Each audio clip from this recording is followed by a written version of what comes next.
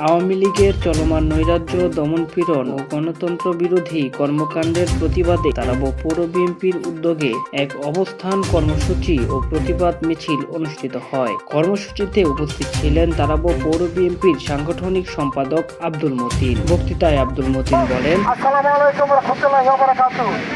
আজকে আমরা যে উদ্দেশ্যে এখানে জড়ো হয়েছি, আজকে শেখ হাসিনার রায় হবে।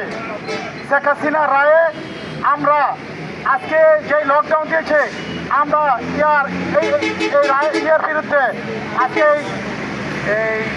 আজকে রায় হবে, এই লকডাউনের তীব্র প্রতিবাদ জানাচ্ছি।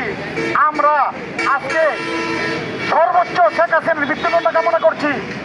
আমি শেখ হাসিনাকে বলবো, আপনি আমাদের দলীয় নেতাকর্মীদের অনেক ফাঁসি দিয়েছেন, অনেক মারধর করেছেন, আমাদের গ্রামে গঞ্জে আমাদের তারাও পুরসভায়ও অনেক মারধর করেছে। আপনার এই গুন্ডা বাহিনী সর্বোচ্চ শাস্তির দাবি করছি। আমার রূপপুর থানার নয়নমণি মুস্তাফিজুর রহমান দীপু ভাই আমাদেরকে বলেছে, আমরা ঐক্য চাই, শান্তি চাই, আমরা বিশৃঙ্খলা চাই না। তাই আমরা কাউকে এখনো কিছু বলছি না। আমরা বলে দিচ্ছি স্পষ্টভাবে, আপনারা যারা ফেসবুকে স্ট্যাটাস দিচ্ছেন, আপনারা আগামীতে দিবেন না। আপনাদেরকে আরো বলে দিচ্ছি, আমরা কিন্তু দাঙ্গা হাঙ্গামা চাই না। তাই আমরা সবাই মিলে আমাদের যে তারা পৌর বিএনপির সবাই মিলেমিশে থাকতে হবে। আপনাদের উদ্দেশ্যে একটা কথা বলছি, আমরা ঐক্য থাকবো, ঐক্যভাবে আমরা বাহিনীকে আমরা প্রতিরোধ করব। আরেকটা কথা না বলি না, আমরা যারা যেখানে আছি আপনারা একটা খেয়াল করেন, প্লিজ একটা খেয়াল করুন। আমরা যেখানে আছি, আমার নেতা মুস্তাফিজুর রহমান দীপু ভাইকে বিপুলপুরে পাশ করাতে হবে।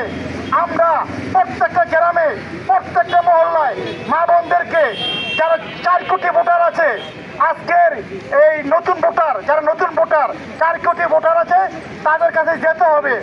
আমাদের দীপু ভাইকে বিপুলপুরে পাশ করাতে হবে। যদি আমরা বিপুলপুরে পাশ না করতে পারি, তাহলে কিন্তু আমাদের কোনো দাম নাই। আমাদের প্রাণপ্রিয় নেতা দীপু ভাইকে অনেক পরে পাশ করাতে হবে। বিপুলপুরে পাশ করে আমরা মন্ত্রিত্ব চাই, আমরা দীপু ভাইকে মন্ত্রী বানাতে চাই। এই বলে আমি আমার সংক্ষিপ্ত বক্তব্য শেষ করছি। আসসালামু আলাইকুম ওয়া রাহমাতুল্লাহি ওয়া বারাকাতুহু।